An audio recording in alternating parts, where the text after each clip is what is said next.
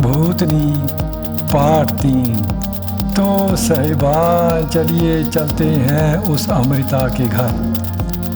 अमृता अपने कमरे में एक अटैची में कपड़े डाल रही है, तैयारी कर रही है वो उस 10 नंबरी के घर डेरे लगाने के लिए। लेकिन उसके चेहरे पर जो भाव है उनसे स्पष्ट दिखाई देता है कि वो उलझन में है, किसी उलझन में है। शायद सोच रही है कि वहाँ जाए या ना जाए, क्या वहाँ जाना ठीक होगा। तभी बाहर से उसके पापा सेठ मानिक चंद आ गए। आकर बोले, बेटा वो जो कल लड़का तुमने दिखाया था ना मोबाइल में, जिसकी तस्वीर थी, अभी उसके पापा का फ़ोन आया था। बोल रहे थे कि सेठ साहब मुझे मेरे लड़के के लिए बड़े बड़े घरों से रिश्ते आ रहे हैं, आप अपनी हाँ ना बताइए, नहीं तो मैं किसी दूसरे को हाँ करूं।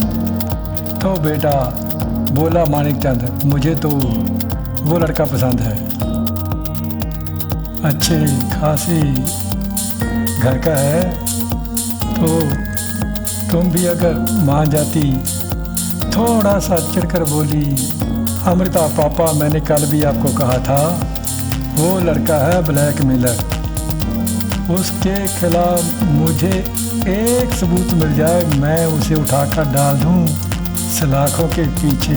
आप कहते हैं मैं उससे शादी करूं, भूल जाइए। जाने लगा वापस सेठ मानिक चंद। फिर मुड़ा, संबोधित हुआ, अमृता से बोला, बेटा ये तुम उस 10 नंबरी को पकड़ने के लिए जा तो रही हो, लेकिन उसके घर में डेरे लगाने की क्या तुक है। पापा ऐसे तो मुझे सबूत मिलने से रहा, और कल जो ड्रामा मैंने खेला था, कहा था उसे कि मैं तुमसे शादी करना चाहती हूँ, तुम्हारे घर अपना सामान उठा कर आ रही हूँ, तो वो मेरे झांसे में आ गया होगा। पापा अगर वो मेरे झांसे में आ गया तो मैं वहाँ डेरे लगाकर कोई ना कोई सबूत तो हासिल कर ही लूँगी। एक सबूत मिल जाए कि उसने उस जीवन सुनार का कत्ल किया है, तो मैं उसे उठाकर पटक दूँ जेल में और मेरी हो जाए प्रमोशन। बेटा बोला सेठ मानिक चंद, ऐसे रिस्क लेने की क्या आवश्यकता है। बेटा बहुत पैसा है मेरे पास, मैं पैसा देकर ना ना ना ना पापा, ऐसे पैसा देकर मुझे प्रमोशन नहीं चाहिए। ये केस जीवन सुनार के मर्डर का केस, जिसकी फाइल हो गई थी बंद, अगर मैंने ये केस सुलझा लिया तो डिपार्टमेंट में मेरा हो जाएगा कद ऊंचा। पापा ये रिस्क तो मुझे लेना ही पड़ेगा। जा रही हूँ उसके घर, जा रही हूँ उस 10 नंबरी के घर में डेरा जमाने। जैसी तुम्हारी मर्जी है बेटा, चलो कहकर बाहर चला गया सेठ मानिक चंद, और अमृता ने भी उठाया अपना अटैची और चल दी बाहर की ओर, जहाँ बाहर उसकी कार खड़ी थी। कार में अटैची रखा, अंदर बैठी, कार स्टार्ट की और चल दी अमर के घर की ओर। और उधर अमर अजीब पशोपेश में पड़ा हुआ, थोड़ा सा चेहरे पर दुख, थोड़ा सा गुस्सा, अपने आप से बतिया रहा है कि कल वो अमृता का दादा, वो भूत 1 नंबर का कपूत कह रहा था कि मैंने अपने मुंह बोले बाप का कत्ल किया है। ओहो, मैंने तो कभी कोई मक्खी भी नहीं मारी। वो भूत, वो कपूत, अच्छा हुआ पंखे से लटक गया, अगर होता जिंदा तो मैं उसका गला देता घोंट और उसके ध्यान में आया वो अमृता मुझे क्या झांसा दे रही थी, क्या प्रलोभन दे रही थी मुझे कि मेरा दिल आ गया है तुम पर, शादी करूँगी तो तुम्ही से करूँगी। जैसे मैं काठ का उल्लू हूँ, समझता नहीं। जैसे ही उसके दादा ने कहा कि अपने मुंह बोले बाप का कत्ल मैंने किया है, तो उसके सुर ही बदल गए।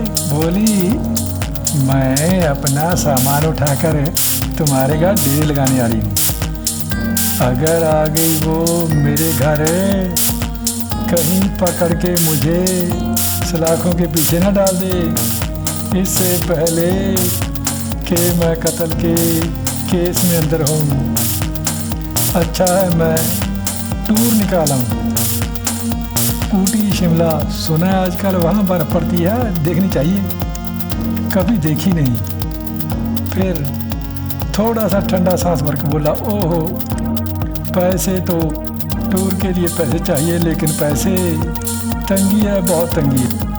जब से ये धंधा शुरू किया है ना, पैसे लेकर लोगों की मरम्मत करने का, पेंट करवाने वाला भी कोई नहीं है। पहले लोग पेंट करवाने आ जाते थे, अब डालने लगे हैं। सोचते होंगे कि ये बंदा तो भाई खतरनाक है, इसे पेंट नहीं करवाना चाहिए। अगर लेन देन के चक्कर में कोई लफड़ा हो गया, ये तो मरम्मत कर देगा, ओहो धंधा ही चौपटा हो गया। तो क्या करूं? तभी अमर के घर के अंदर से जोर का स्वर सुनाई दिया, जैसे कोई भारी चीज गिरी हो। अंदर की ओर मुंह करके बोला अमर, अरे ये मेरे अंदर बम कैसा फूटा? फिर उसके ध्यान में आया ओह, कहीं वो अमृता का दादा अपने बेटे का पीछा छोड़कर मेरे घर में डेरे लगाने तो नहीं आ रहा। कह रहा था कि तुम मेरी पोती से शादी करोगे, तुम्हें छोड़ूंगा नहीं। लगता है वही आ गया होगा। तो साहिबान उधर उसके घर के अंदर वो भूत जो जोगी के शरीर में घुसा था प्रकट हो गया और बड़बड़ाया अपने आप से कि ये अमर 10 नंबरी अगर इस शहर में रहा तो मेरी पोती इससे शादी करवा देगी, तो मुझे तो मरकर भी चैन नहीं आएगा। कहते हैं ना कि मरकर चैन मिल जाता है लोगों को, लेकिन मुझे तो मरकर भी चैन नहीं आएगा अगर मेरी पोती ने इसे शादी करवा ली। इसे भगाऊं, डराऊं इसे। अगर ये इस शहर से भाग जाए तो किस्सा ही खत्म। वो कहते हैं ना रहेगा बांस, ना बजेगी बांसुरी। ये सोचकर आ गया बाहर अमर के पास। अमर ने उसे देखा, अरे दादाजी, आप मेरे घर में डेरे लगाने आए हैं? हाँ बेटा, बोला दादा, तुम्हारे घर में मैं ही क्या, वो भूतनी जो पाकिस्तान से चली हुई है या आने वाली है, वो भी डेरे लगाएगी यहाँ। भाग जाओ, इसी में तुम्हारा भला है, भाग जाओ, नहीं तो क्या। वो होती है ना बिजली की तार, नंगी तार, उसको कभी हाथ लगा है? क्या बात करते हो दादाजी, मैं तो रोज़ ही नंगी तार को हाथ लगाता हूँ। रात को ट्रांसफार्मर पर चढ़ जाता हूँ और सीधे कुंडी लगाता हूँ, कुंडी लगाकर 2-2 हीटर चलाता हूँ और उनसे अपना जो कच्चा बनाया है वो सुखाता हूँ और सीखता हूँ। अच्छा, तो बड़े पहुँचे हुए भाई, तुम तो मुफ्त में बिजली घूमते हो, बिल देते ही नहीं। ना, बिल तो कभी कभी दे देता हूँ, जब कभी किसी की पिटाई करता हूँ ना, पैसे मिल जाते हैं। तो क्या कह रहे थे दादाजी, कौन आ रही है यहाँ? वो पाकिस्तान से भूतनी, वो जीवनलाल सुनार की बेटी, वो यहाँ आ रही है, बताया था ना तुम्हें। निकल जाओ, भाग जाओ यहाँ से, बड़ी खतरनाक है। अच्छा, कैसी खतरनाक है? उसके बड़े बड़े दांत, अच्छा अच्छा, और छुरियों जैसे नाखून। ओह, लेकिन दादाजी मैं उसे देखूंगा ही नहीं, भला कोई आत्मा भी दिखाई देती है? कोई खतरा नहीं आने दो उसे। बेटा, वो मैंने जब उससे बात की थी ना कि तुम आ रही हो, मैंने उसको बता दिया था कि उसका नाम चांदकौर है ना, कि चांदकौर है। जैसे मैंने एक जोगी का शरीर हासिल कर उस पर कब्जा किया, तुम भी किसी खूबसूरत कन्या को देख उसके शरीर में घुस जाना। तो मान गई, बोली हाँ ये ठीक है। अच्छा अच्छा, ये दादाजी आपने बहुत अच्छा किया, बहुत अच्छा किया। क्या अच्छा किया, क्या अच्छा किया बे? दादाजी आपने उस भूतनी को कहा एक सुंदर कन्या को देखकर उसके शरीर में घुस जाना, यानी कि चांदकौर अब एक सुंदर कन्या के रूप में मेरे घर में आएगी। अच्छा अच्छा, सुंदर कन्या इस घर में होगी, और जो मेरा चूल्हा बरसों से पड़ा है ना ठंडा, वो जल उठेगा।